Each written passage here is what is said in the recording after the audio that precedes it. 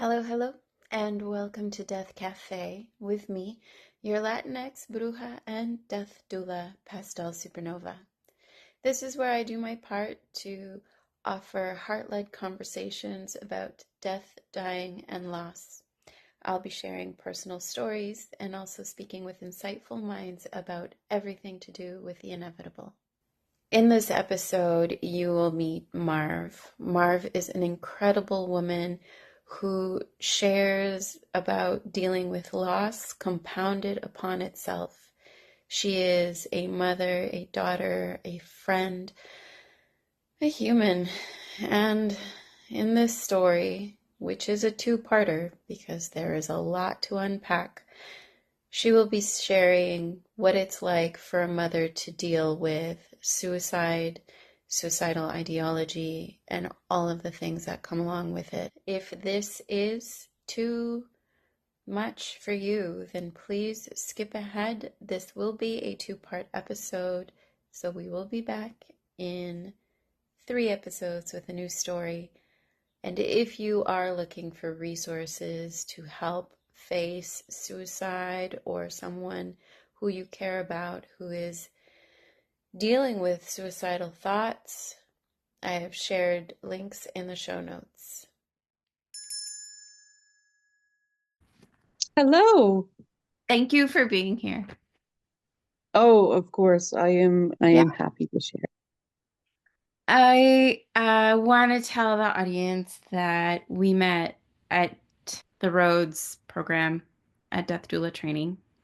And in that class, I mean, everybody shared quite a bit, which was a gift and incredible and mind-blowing.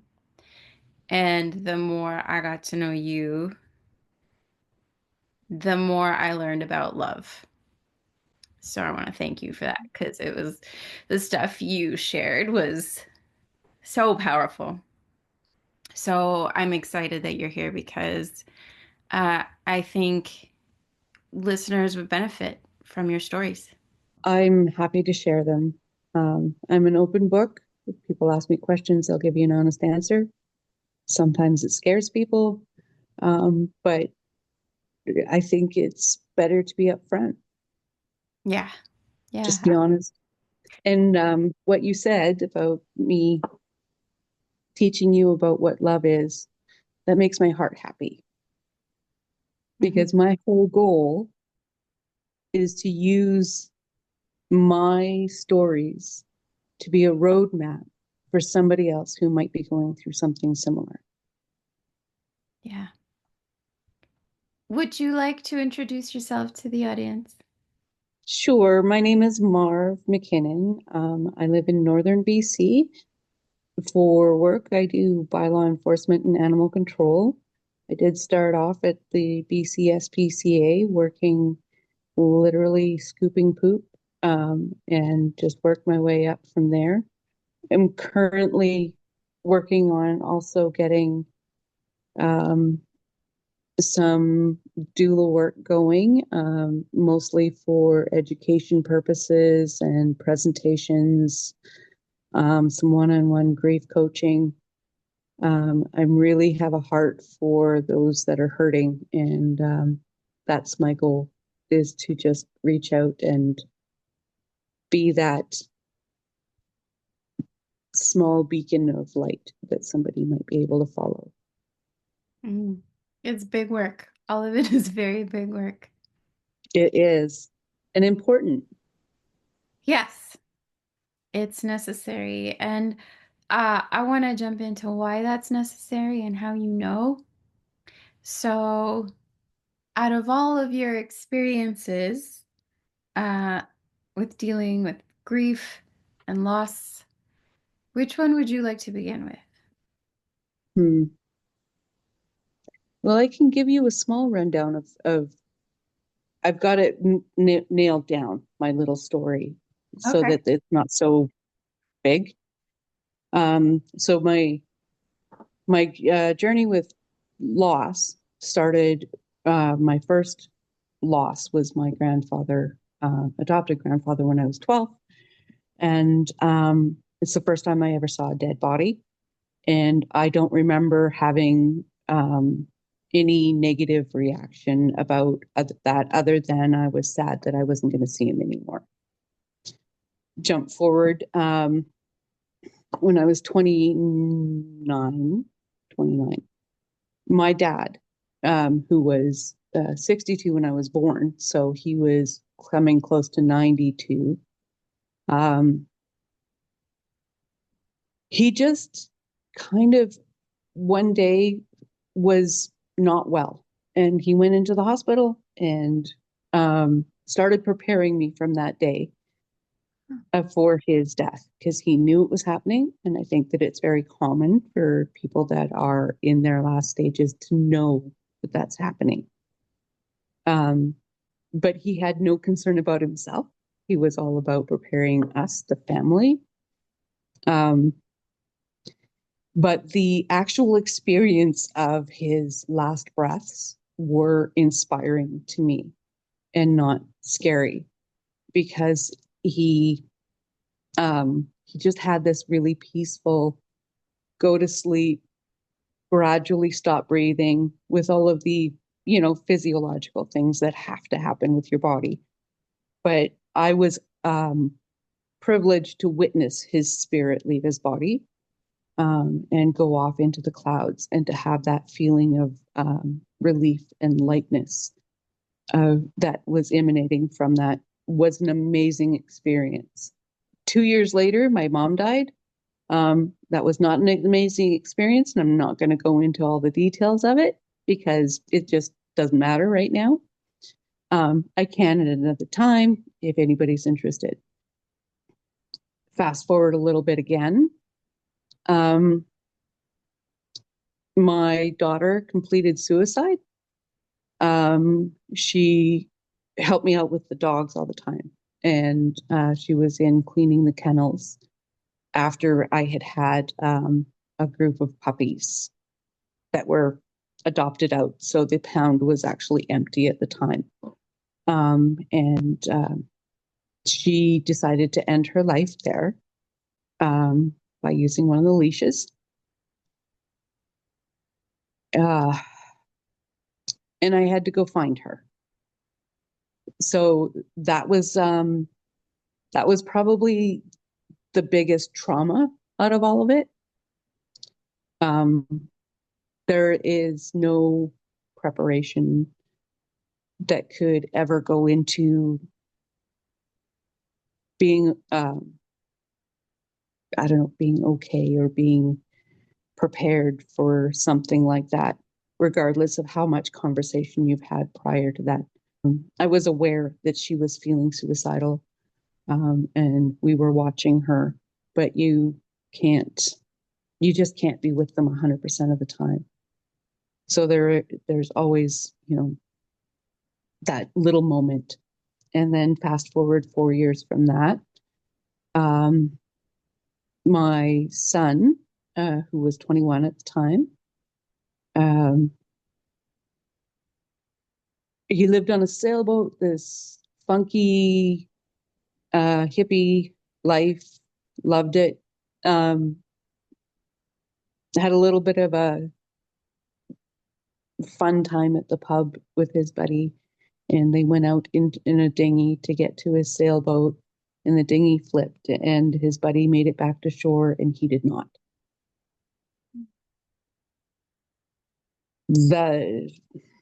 That whole experience was completely different. Every grief experience is completely different. Fast forward a little bit again. And my oldest son attempted suicide a couple of times, and I had to go and sit with him. I've learned very well how to speak with him specifically, to mediate his feelings. He does have mental illness and addiction issues. He's currently on his own and doing very well as far as I'm concerned. I'm super proud of him. He has a little slips now and then with the weed mostly, which is legal in Canada, but still an addictive substance. But as of yesterday, he got his first job since his rehab, so he's just happy. Oh, good. Those are the major ones. We're just finishing recuperation with my husband after he was diagnosed with cancer over Christmas. Luckily, we caught it in time, and he will be cured according to all of the doctors. It's a cure, not a remission. So, Thank- yay. Ooh, Ooh. Oh, and I also lost a very dear friend from colon cancer 2 years ago. So there's all of those things kind of mix into every little situation, and there are all kinds of different griefs that go into every um, event that happens. yeah. Were you always able, like, were you open like this about all aspects of your life, or did you start talking about it after? I've always been a talker, and I've always been kind of maybe a little too open. You know, it's one of those things that just happens. Stuff spills out of my mouth, and then I just wait for the reaction, and then I wait. But after my daughter passed, I talked a lot, and I was sharing everything and all of these things because it just didn't make sense. Nothing makes sense. And I got a lot of, "Aw, I'm sorry," and awkward silence and awkwardness, and people started avoiding me. Um, So when my son died, I clammed up and I just didn't talk to people about it. And from there on, I kind of was, it's pick and choose, right? When people ask or talk, um, then I'll answer, and I answer openly and honestly. I figure if people ask how you are, and then they should just know how you really are. Mhm. Yeah. You know, if you're curious enough to ask the question, then I'm open enough to tell you the truth. Did you learn that? Like, did your family teach you that, or were you always like that? I was always like that. Actually, it embarrassed my mom a lot and my sister Yeah. a lot because people would ask me, "Oh, how are you today?" "Oh, I'm having a crap day." My God, it's just a dumb day. And people don't know what to do with it because they just expect your normal, the "I'm okay" or "I'm good" or "everything's great." Yeah, that's why I asked because I'm like, that's either brave or you were taught that, and I don't know many people with that experience. No, I don't know. It just never occurred to me. Like mom, it was always big growing up, no lying. Hmm. Yeah, So I put it out a little bit more. right. Um, I did come up with a solution for that for the people that you can kind of tell those ones that are like, "How are you?" Like they don't really want to know all the details. Yeah. And if I'm having kind of a crap day, but I'm upright and moving, then I am okay. And that is kind of a status quo. I'm moving forward and we're doing things, but okay is okay. Mhm. Um, and then I can move up from there. Like if I'm having a fantastic day, which I do have those. Yeah, So, but yeah, I was always probably more open than people wanted me to be. I'd say that's a gift. I'm using it as a gift now. Yeah. So many people climb up forever, and well, that just leads to more grief and more loss and physical pain and disease. Stomach issues, Hmm. digestion. Yeah, Mhm. all of it, ulcers, cancer, all the things. So I'm glad that that's not. During the time that I didn't talk about things after my son's passing, I did develop an ulcer and I do have long lasting digestion issues. There is a connection between the brain and the gut. If your brain is not happy, your gut is not happy either. Mhm. So you have to work on both at the same time, which is kind of a challenge because when you're working on one, you kind of focus on it. And yeah, my focus doesn't like to switch back and forth like that. Yeah. Yeah. One thing is so overwhelming. I find it's like you forget, like when I'm in some state of mind that is not, you know, my regular self, I forget to eat. There's no time. There's things Yeah. are numb. Or when only when like my heart is the only thing I can feel. So Yeah. yeah. Yeah. Do you by chance, before going deeper into your story, do you teach people how to open up? Because I really think that's a skill. I don't know if I can teach people how to do it like just on their own, but Hmm. I have a skill of where people feel comfortable and I know how to ask the right questions to get more full answers, and that does come from my enforcement training, a bunch of it.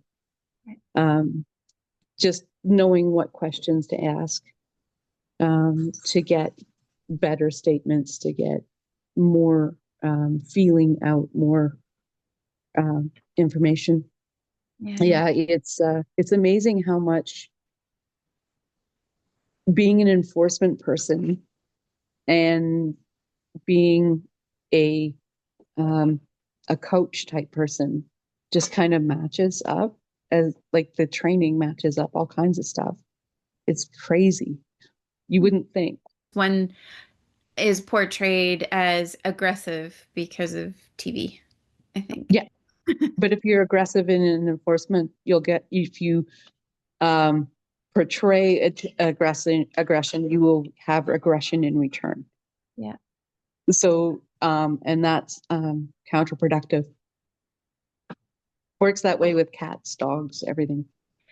Yeah. Yeah. People want to know that you're coming real. It even works that way with plants. Could you tell us about your daughter? Absolutely. Oh, she was 14 at the time of her passing, but she had um, separation anxiety disorder and ADHD. And the medication that she had started to take again was fairly new at the time. And it does cause suicidal thoughts in the first 30 days of taking it. The chances are higher of ideation and those types of things. And they hadn't known that at that time. They know it now. Um, and, you know, hindsight.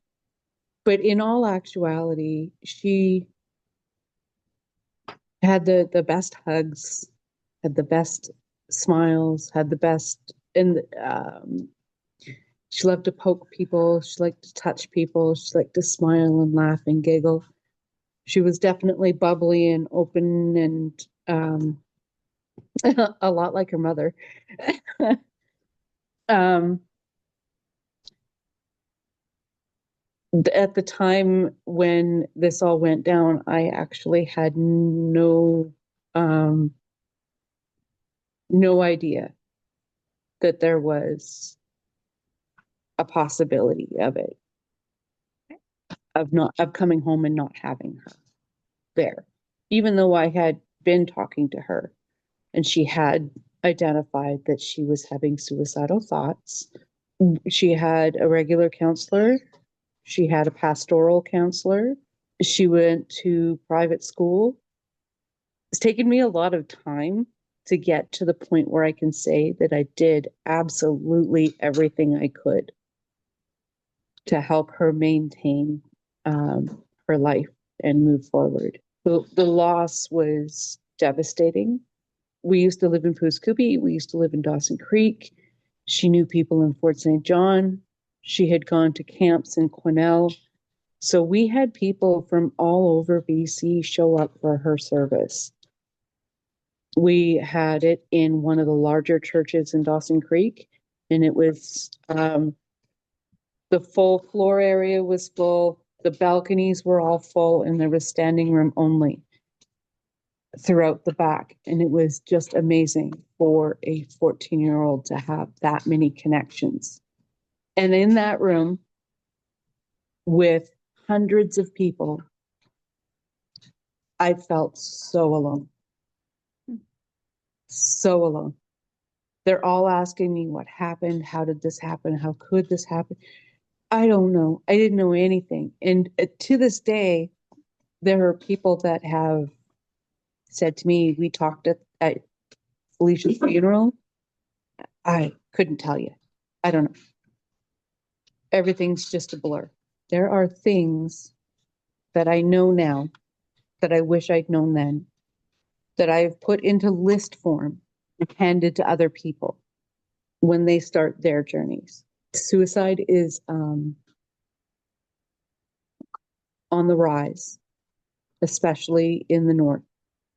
In my frame of mind, in my mind, if I reach out and I just save one person, then Felicia's death is not in vain.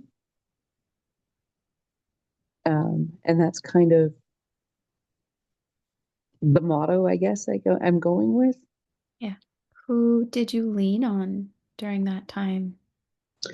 So I had a boyfriend, and I had a pastor that I leaned on. As it turned out, they were not the correct people to lean on. But I also had, who is now my husband, was then my friend. He had, his first son had passed away by falling off of a change table and breaking his neck at 6 months old. Mm. So I had this man who would just show up and listen to me babble about nonsense. And then just tell me it was normal and healthy, natural and fine. And I would roll my eyes. I still roll my eyes because he still says those things.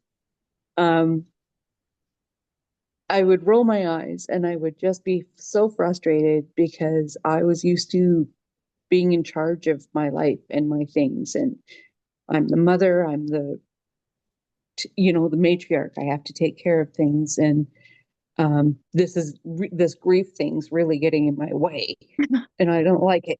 And so he just was very, no, you're fine. You're fine. This is exactly what you have to do. And I'm like, no, I'm not. I have to see counselors. I went to a psychiatrist and said, okay, just put the white jacket on me, lock me up. I'm done. And she said, crazy people don't know that they're crazy. Mhm. And it sticks with me. And I tell people that because I sometimes work with homeless individuals.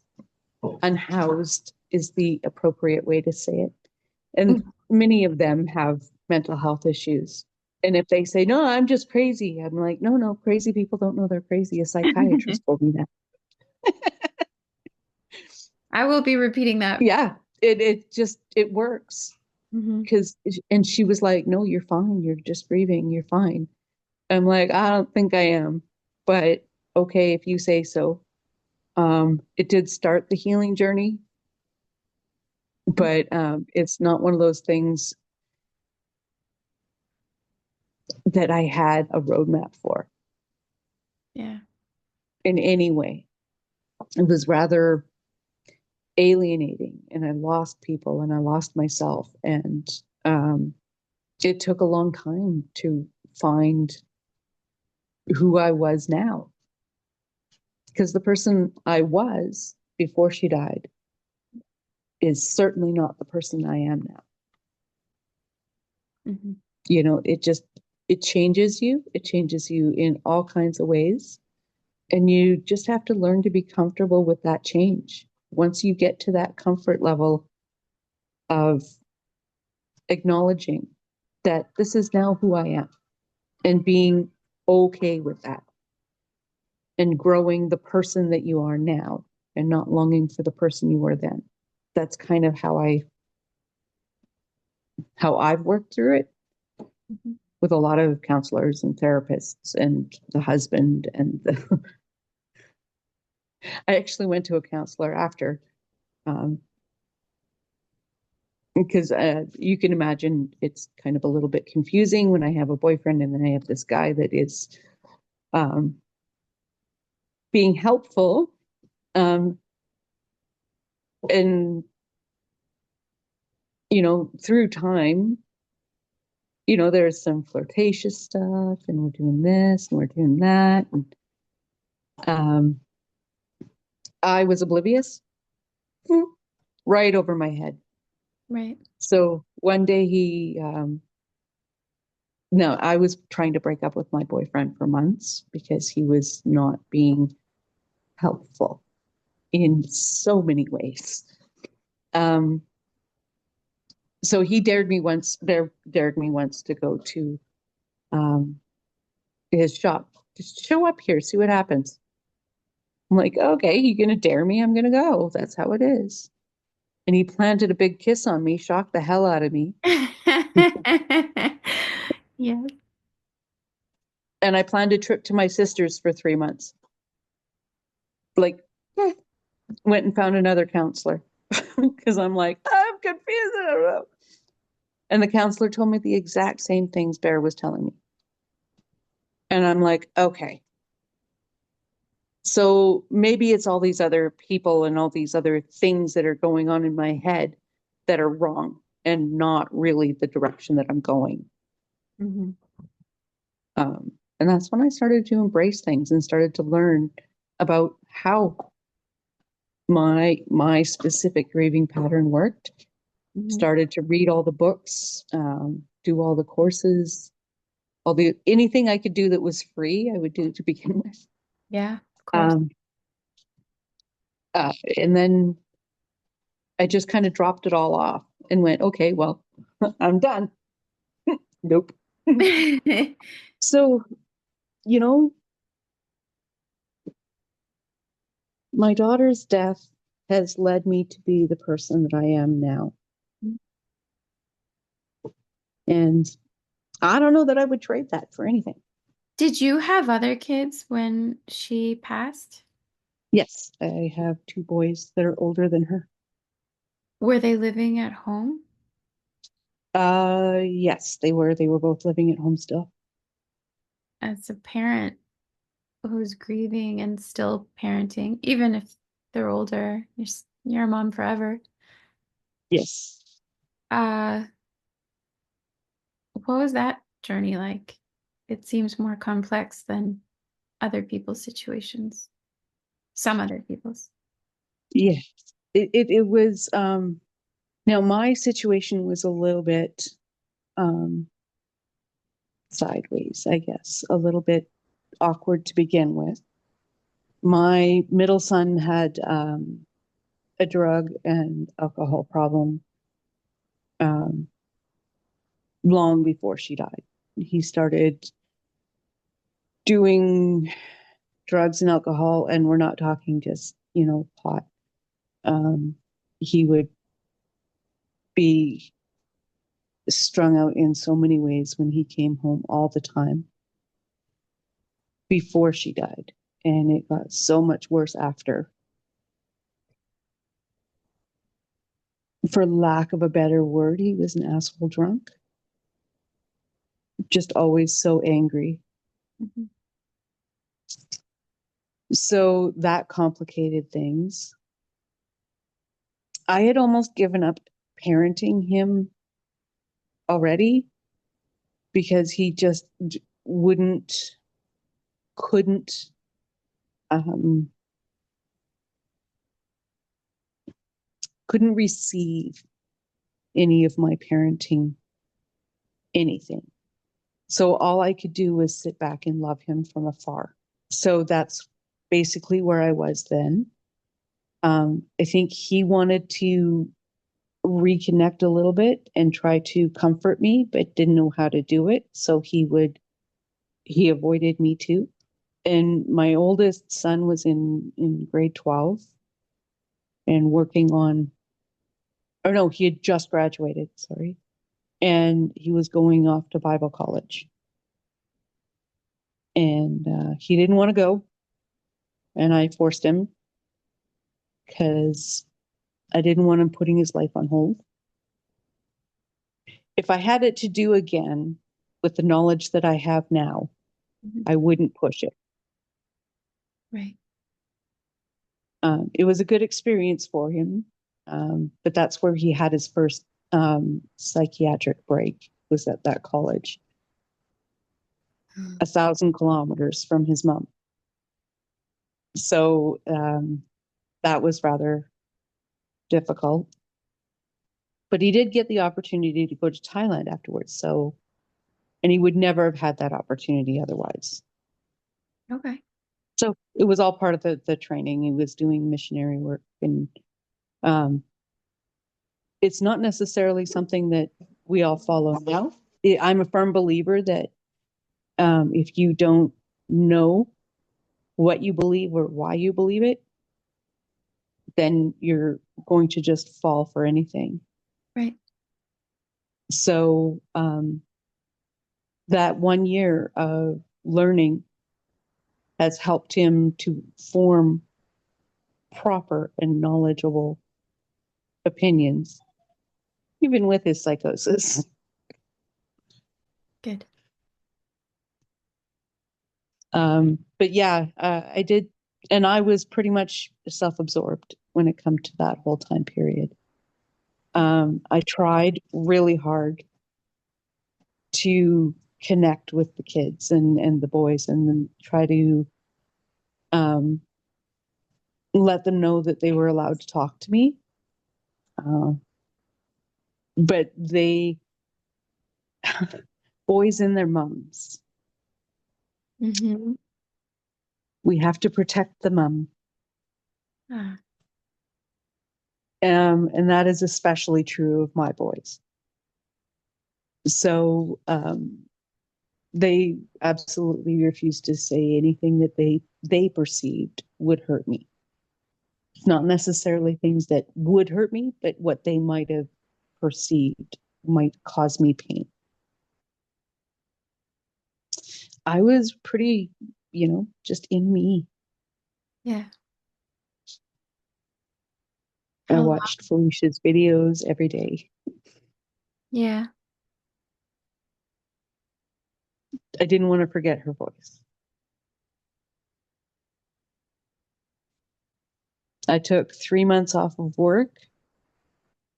I wasn't ready to go back to work 3 months later. But my employer was really good about rearranging my job so that I didn't have to go back to the same building that she had died in, because it was my job building that she died in. Right. The kennels, right? So to this day, that building is still not my kennels. I miss having kennels. I don't have my own for my job anymore, but they were so good about being accommodating and doing all the things. But it's like, when I was doing life after, I refused to smile for 6 months. Yeah. Because what kind of a mother could smile after that? Right. I don't know. The fog, it's like the world is pea soup. Yeah. You're in pea soup, and the world outside is doing its thing, but you're in pea soup. Mm-hmm. And you're just wondering how could everything look so normal when it's so not, Right. if you know what I mean. Like it's just really so outside. I am so much outside of the world, kind of maneuvering myself within it, but I am not part of it. Hmm.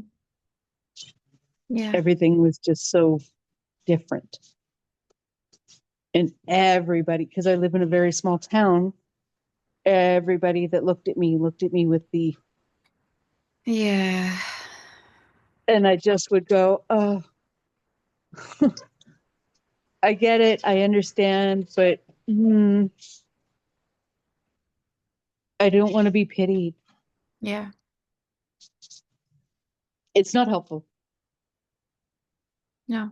It's not helpful. So it made me want to hide away. And I did quite a bit. Do you Yes, I do still live in the same town. Oh, wow. Yeah. I stayed here. I stayed in the same place that we lived when she was alive for a full year.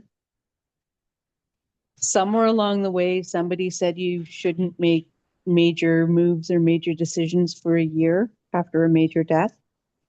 And I took that to heart. Yeah. I don't I don't remember who or when or why, but it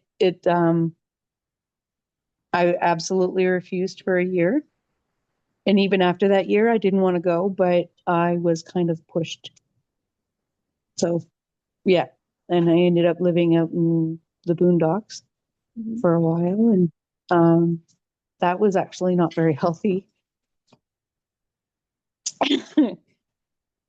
Taking away all the social aspects was probably not a good idea. Oh.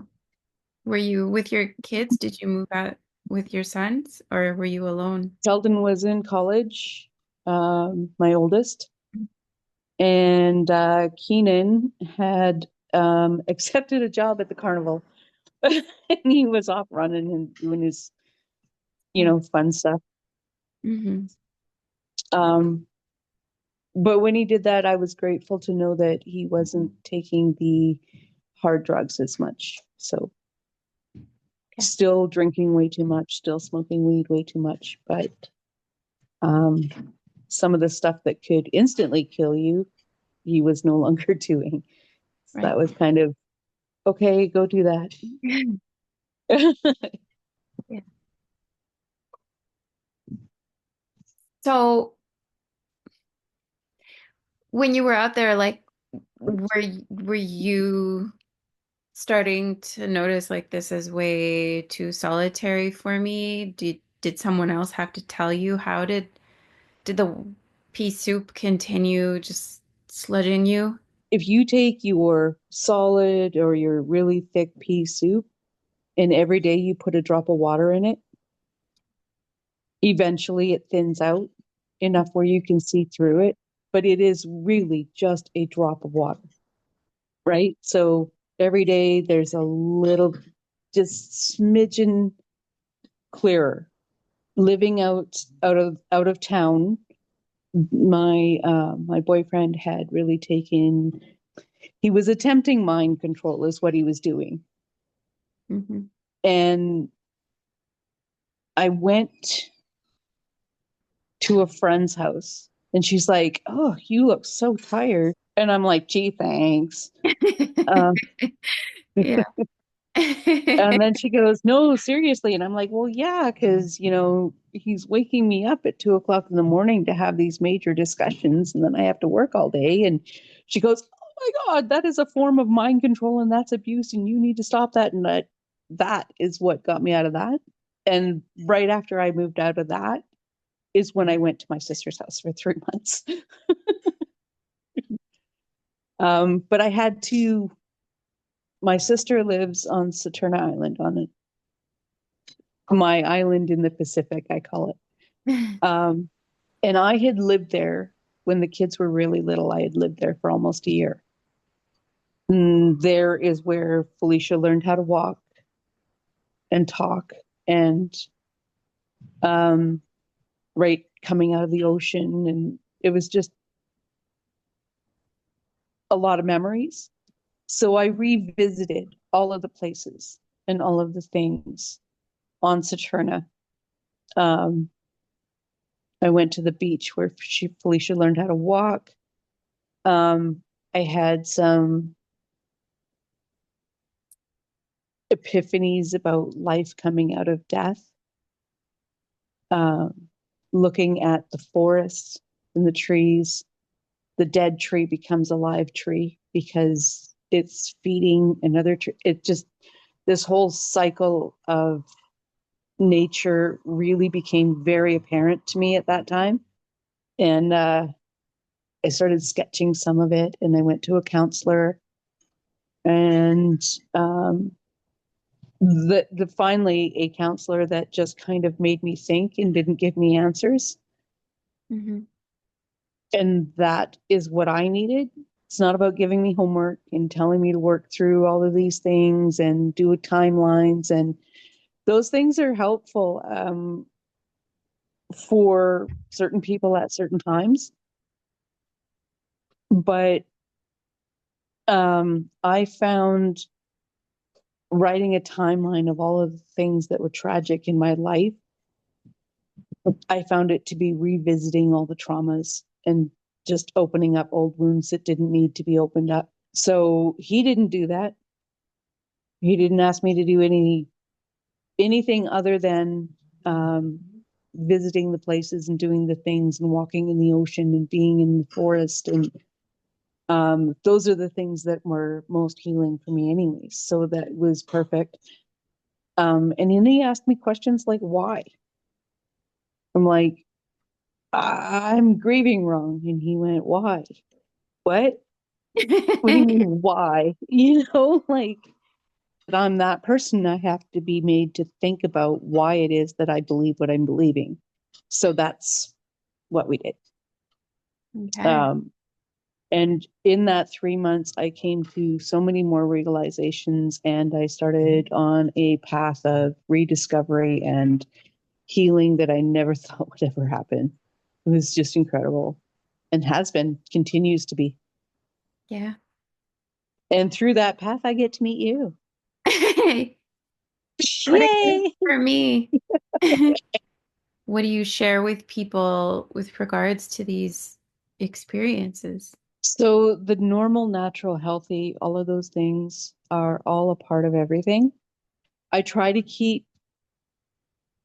a lot of what I did, how I did, um, neutral.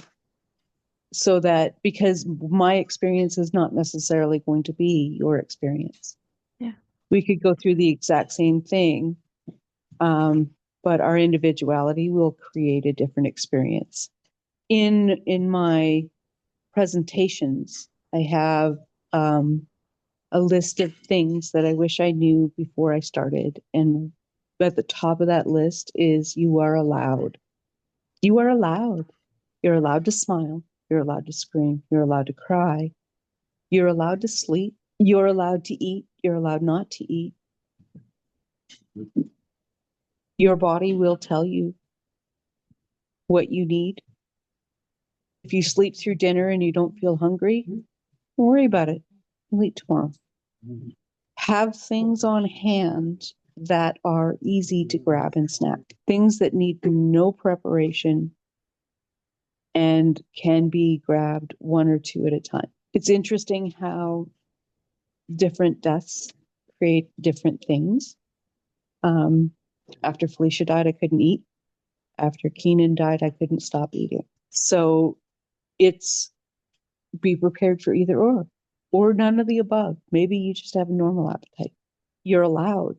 And that's really the first and most important thing, is that whatever you're doing, whatever you're feeling, however it's manifesting in your world, you're allowed. It's not wrong. You're not wrong. You're not broken, and you're just allowed. That's powerful. That's what I've been told. Yeah.